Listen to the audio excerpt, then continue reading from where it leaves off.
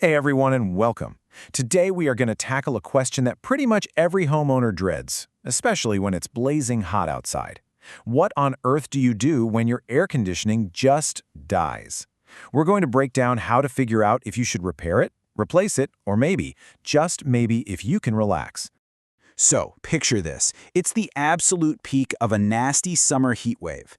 It is relentless outside. And then, nothing. Just silence. That cool, blessed air stops flowing, and your house, well, it starts getting hotter and hotter by the minute. It's a total panic moment for anyone, and it's exactly why we're digging into this today. And here's the thing you absolutely have to understand. In a really humid subtropical place, losing your AC isn't just about being uncomfortable. I mean, if you've got young kids or elderly family members or even pets, it can turn into a real safety issue fast. Climate control here isn't a luxury, it's a necessity. Okay, so to figure out why these systems fail, first we gotta look at what they're fighting against every single day. Let's talk about the number one enemy for any HVAC unit in a place like Florida, the climate itself. It's just a constant battle for your system. It's not just the 90+ degree heat, It's that suffocating humidity that forces your unit into overdrive. It's the salty air from the coast that literally eats away at the outdoor parts.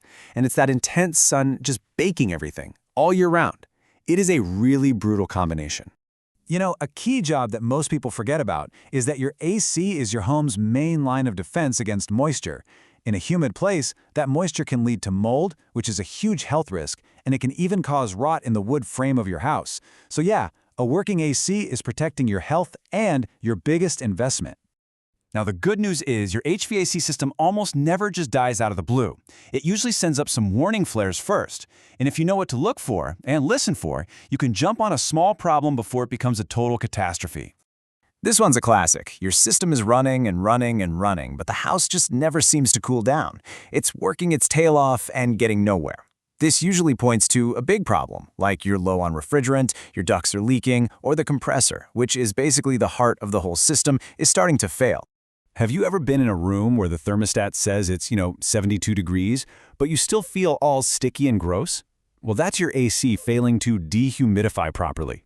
The system might actually be too big for your house and shutting off too fast, or its coils are so dirty they can't pull that moisture out of the air. It's a huge sign that your system isn't doing one of its most important jobs. A lot of the time, your wallet is going to scream for help before your thermostat does. If you see a sudden crazy jump in your power bill, it means your system is guzzling way more electricity to do the exact same job.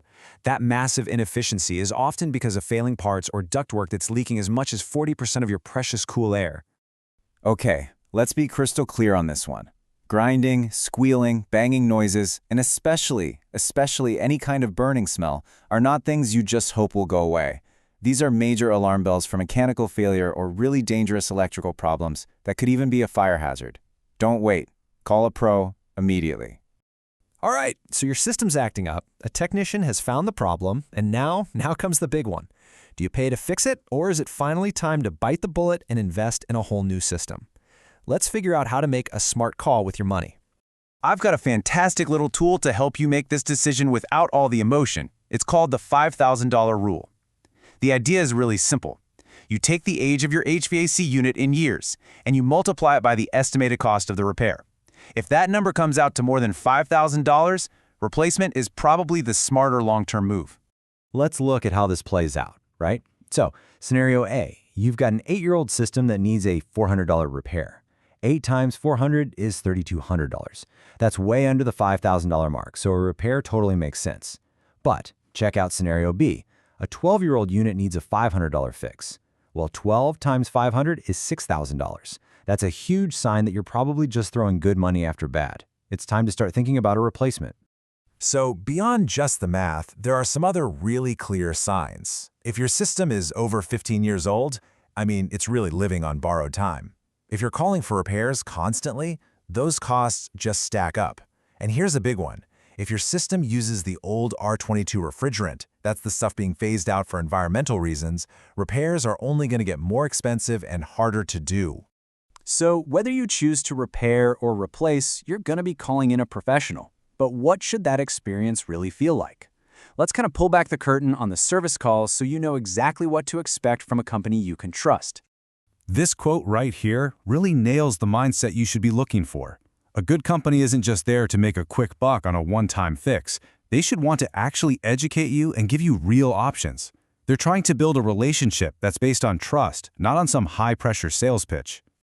A truly professional service call should always follow a really clear, transparent process. Step 1, a deep dive diagnosis to find the actual root of the problem, and then they give you a written estimate that you have to approve.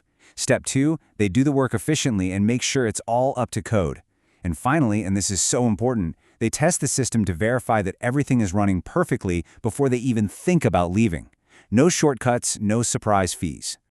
We've spent a lot of time talking about what to do when things go sideways. So now, let's flip the script and focus on the single best way to keep these emergencies from ever happening at all, and that's proactive maintenance.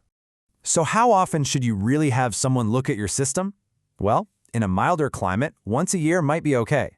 But because of the non-stop, brutal workload in a place like Florida, the experts all agree you need a professional tune-up twice a year. Once in the spring, before the heat really kicks in, and then again in the fall to get ready for the cooler weather.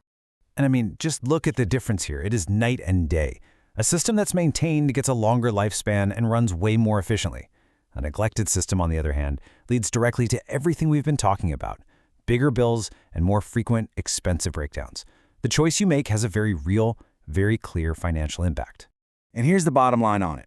A tune-up lets the technician clean coils, check all the fluid levels, and test the electrical parts. They can spot a failing component before it causes a chain reaction and a massive failure. Oh, and here's a big one. A lot of manufacturer warranties actually require you to have proof of regular maintenance to even be valid. So we'll just end with this thought.